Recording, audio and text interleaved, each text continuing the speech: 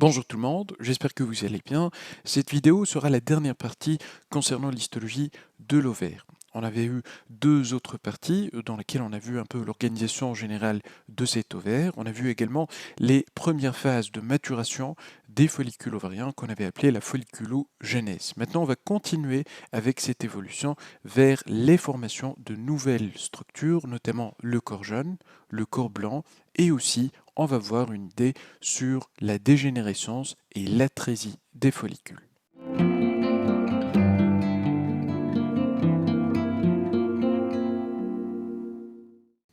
Donc voilà, on va revenir à notre prélèvement qu'on avait utilisé pour la deuxième vidéo. C'est un prélèvement qui a été réalisé au niveau de l'ovaire. On a utilisé la coloration HES. Comme on a bien expliqué au cours de la deuxième partie, il y avait trois teintes à observer. Et puis, après avoir vu les différentes phases de la folliculogenèse, on va voir maintenant ce qui va se passer après l'ovulation. Donc on a vu un petit exemple du follicule qui était mature. On a vu un peu les différentes parties qui vont former ce follicule mature. Et ce qui va être important pour cette vidéo, c'est surtout cette partie de la paroi, ou bien celle-là, où on va observer que notre follicule est faisant suite directement à la cavité qui est là, qui est remplie de ces sécrétions éosinophiles qui sont de nature protéique. C'est des sécrétions qu'on va appeler alors séreuses.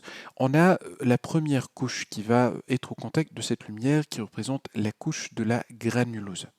Et puis juste après, on a l'organisation particulière du stroma cortical en deux couches qui étaient les tecs internes à ce niveau et puis la tech externe. Et c'est surtout ces deux couches, ça veut dire la granulosa et la tech interne, qui vont former l'étape qui suit. C'est la formation du corps jaune. Et bien sûr, le corps jaune n'aura lieu qu'après l'ovulation, qu'après avoir expulsé cet ovocyte qui allait continuer sa division méiotique et devenir alors un ovocyte de type 2. Alors je vous montre directement l'aspect du corps jaune. Donc notre corps jaune, il est à ce niveau, donc la partie basse de notre coupe au niveau de l'ovaire, avec la partie centrale ici qui paraît vide, c'est une lumière. Alors si ça a été mieux conservé, on allait observer des sécrétions, d'accord, donc les mêmes qu'on avait observées au niveau de la lumière du follicule de Grave, ça veut dire on allait observer des sécrétions éosinophiles de nature protéique, mais également des dépôts de fibrine. On va voir un exemple par la suite sur une autre lame sur laquelle on va voir la nature de ce contenu intraluminal. Alors on va voir maintenant la paroi de notre corps jaune et on voit très bien qu'il y a une des couches, il y a normalement deux couches qu'on trouve au niveau de la paroi du corps jaune, mais là sur cet exemple on a essentiellement une des couches qui est visible. Alors on voit très bien la présence d'une couche qui est assez large, qui est assez épaisse, et puis qui est faite de ces cellules, donc vous voyez qu'elles sont des cellules polygonales avec une grande taille, un cytoplasme qui est éosinophile, et puis vous voyez aussi la taille des noyaux, c'est des noyaux qui ont également une taille qui est importante, avec un nucléoïde qui est proéminent. Alors toute cette couche épaisse de ces cellules qui sont comme ça, on l'appelle la couche lutéale. Et cette couche, on l'appelle également la couche lutéale de la granulosa. Ça veut dire la cellule qu'on est en train d'observer ici, c'est des cellules qui ont comme origine la granulosa. Alors maintenant, si on cherche un peu en périphérie de cette couche, voilà par exemple ici, on voit un deuxième type de cellules. Alors ces cellules, elles vont former une couche qui est beaucoup plus fine par rapport à la première, c'est ce qu'on va appeler la couche paralutéale. C'est une couche qu'on peut appeler également la couche lutéale de la tech, et ça voudra dire que c'est des cellules qui ont comme origine la tech interne. Vous voyez très bien qu'elles partagent un peu les mêmes caractéristiques, ça veut dire toujours avec le cytoplasme qui est abondant éosinophile, ça veut dire c'est des cellules qui sont décidualisées, et puis on a également ce caractère nucléolé avec la présence d'un nucléole qui est de taille importante au niveau du noyau. Sauf que la taille totale des cellules de la couche paralutéale, elle est beaucoup plus petite par rapport aux cellules lutéales. On a également une différence concernant la teinte du cytoplasme. On a des cellules qui sont beaucoup plus éosinophiles au niveau de la couche paralutéale par rapport à la couche lutéale. Voilà, j'aimerais vous montrer maintenant un deuxième exemple sur une deuxième coupe. Donc voilà, ici on est en train d'observer un deuxième prélèvement réalisé au niveau de l'ovaire. Et puis on voit des zones qui sont un peu foncées, comme par exemple à ce niveau, ça reflète la présence de notre stroma cortical qui est assez dense en éléments cellulaires. On voit ça ici, on voit ça ici, là aussi et là aussi. Et puis on a différents corps, différentes structures. Ce qui va nous intéresser maintenant, pour l'instant, ça va être cette formation ici, un peu ovalaire, de grande taille. D'ailleurs, sa taille, elle est plus importante par rapport au premier qu'on vient d'observer. Là aussi, il s'agit d'un corps jeune. Et on voit très bien que la lumière ici au centre, elle n'est pas totalement vide, il y a un contenu.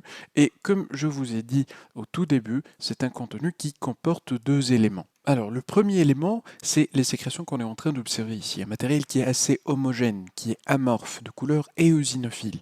Ça veut dire que c'est un liquide qui est de nature séreuse, c'est le liquide folliculaire qu'on avait observé déjà au stade précédent de la folliculogénèse. Et puis on a également des dépôts, ce qu'on voit ici, les lignes qui sont assez fines, et qui présentent cet aspect fibrillaire. C'est des dépôts de fibrine. Et donc, vu qu'on a l'association de ces deux éléments, à la fois les sécrétions séreuses et de la fibrine, on va appeler ça un exsudat qui est sérofibrineux. Voilà. Donc on voit très bien ici la paroi avec les mêmes cellules, donc les cellules qui sont de grande taille à ce niveau et qui représentent la majeure partie de la paroi de notre corps jeune. Ça, on va l'appeler la couche lutéale ou bien aussi la couche lutéale de la granulosa, puisque, comme on l'a expliqué, les cellules, elles ont comme origine la granulosa. Et puis, si on cherche, on va tomber également sur d'autres cellules, comme par exemple à ce niveau, où on voit des cellules qui sont disposées en une couche qui est externe par rapport à la première, en une couche qui est beaucoup plus fine que la première, et puis on voit très bien le cytoplasme qui est beaucoup plus éosinophile par rapport aux cellules lutéales. Et donc cette deuxième couche, elle va être appelée la cellule, ou bien pardon, la couche lutéale de la thèque, ou bien on va l'appeler tout simplement la couche paralutéale. Donc le corps jeune, après avoir été établi, après avoir été formé, il va recevoir la sécrétion de la progestérone. S'il y a grossesse, cette sécrétion et synthèse de la progestérone va être reprise par le placenta, mais si dans le cas inverse on n'a pas de grossesse, c'est un corps jeune qui va dégénérer. Quand il va dégénérer, il va donner l'étape suivante qu'on va appeler le corps blanc. Alors le corps jeune, pourquoi déjà on appelle ça un corps jeune? C'est parce que la teinte et la couleur de ce corps sur le plan macroscopique, ça veut dire à l'œil nu, elle va être jeune, puisque les cellules, elles comportent une charge importante en cholestérol qui est la matière première qu'on va utiliser pour la fabrication de ces hormones, notamment de la progestérone.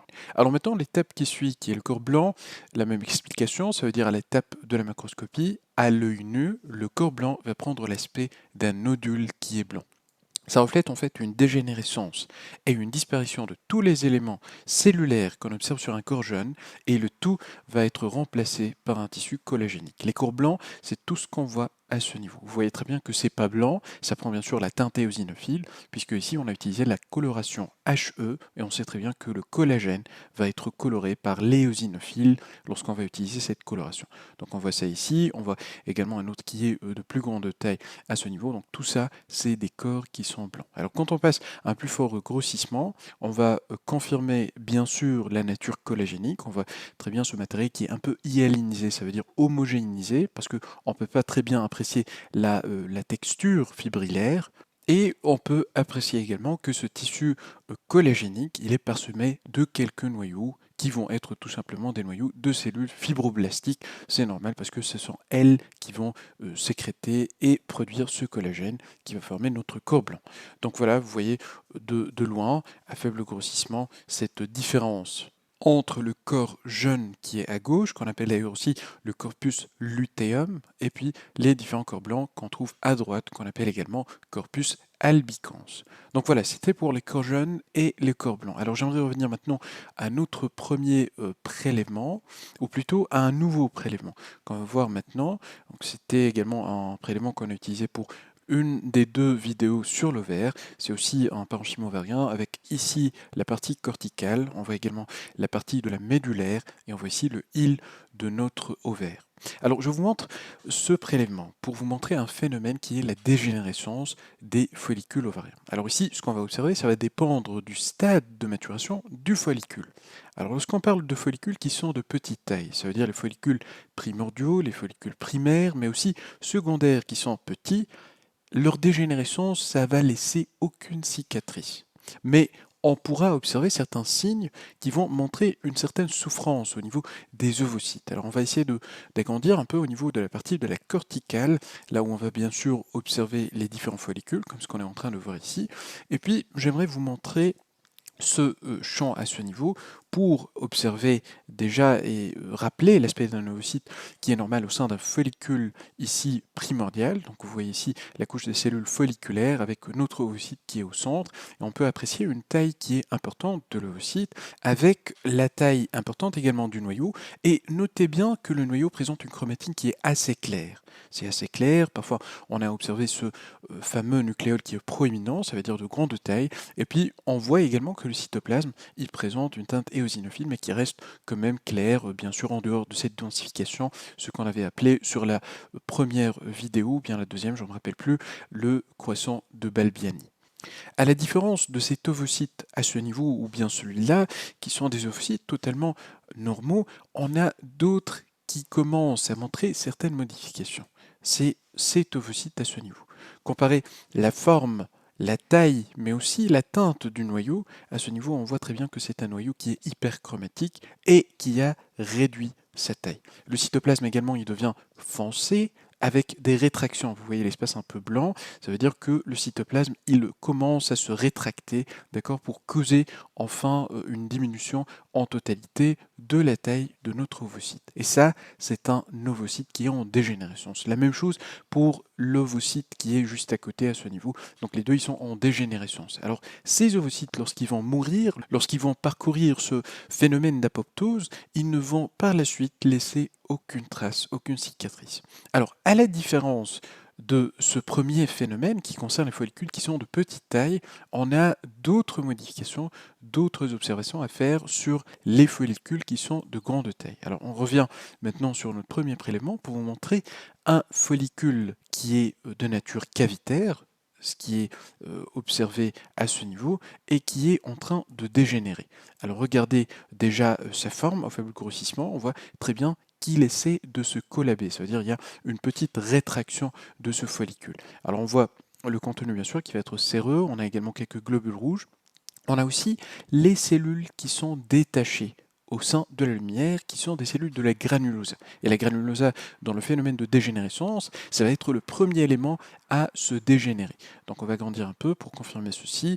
On voit très bien que c'est des cellules qui sont dotées d'un cytoplasme éosinophile avec des noyaux qui sont généralement localisés au niveau de la partie centrale du cytoplasme. Tout ce qu'on est en train de voir ici, c'est des cellules de la granulosa qui sont détachées.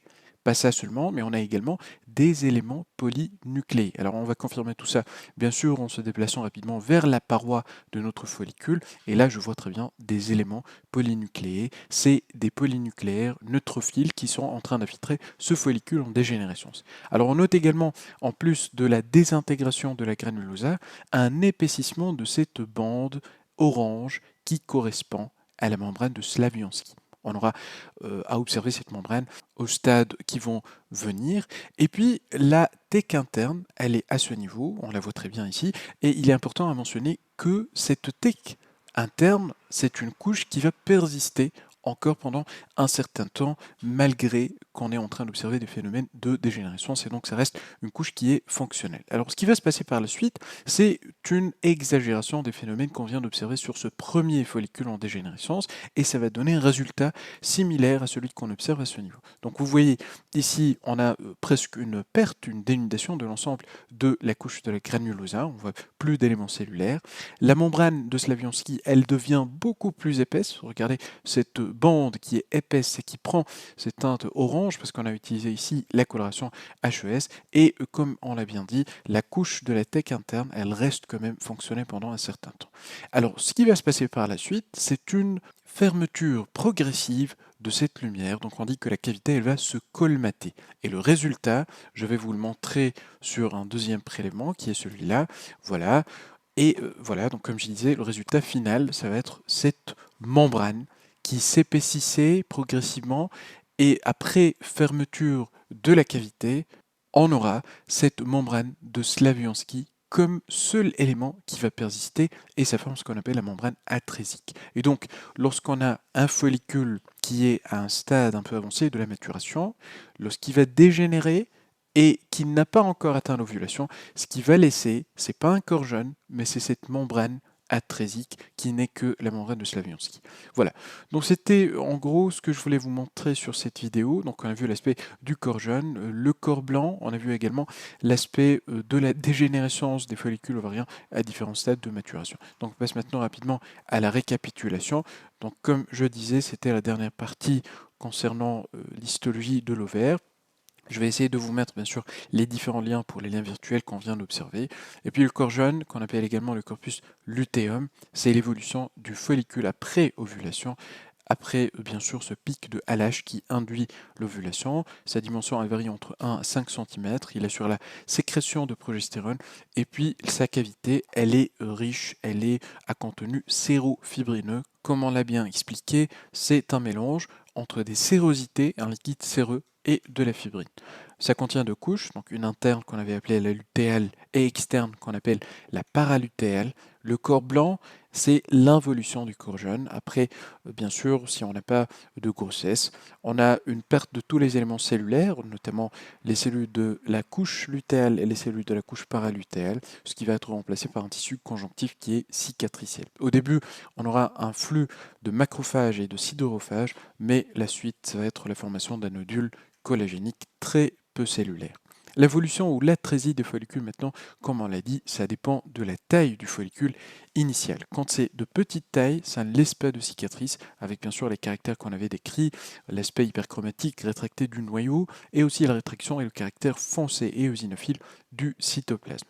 Les grands follicules, quant à eux, ils vont dégénérer, et premier élément à observer en désintégration, c'est la granulosa. On aura la persistance bien sûr qui est prolongée de la TEC et on a cet épaississement de la membrane de Slaviansky et c'est elle qui va persister sous forme de cette fameuse membrane atrésique. Voilà, donc on arrive comme ça à la fin de cette vidéo, j'espère que ça a été utile et on se dit à très bientôt.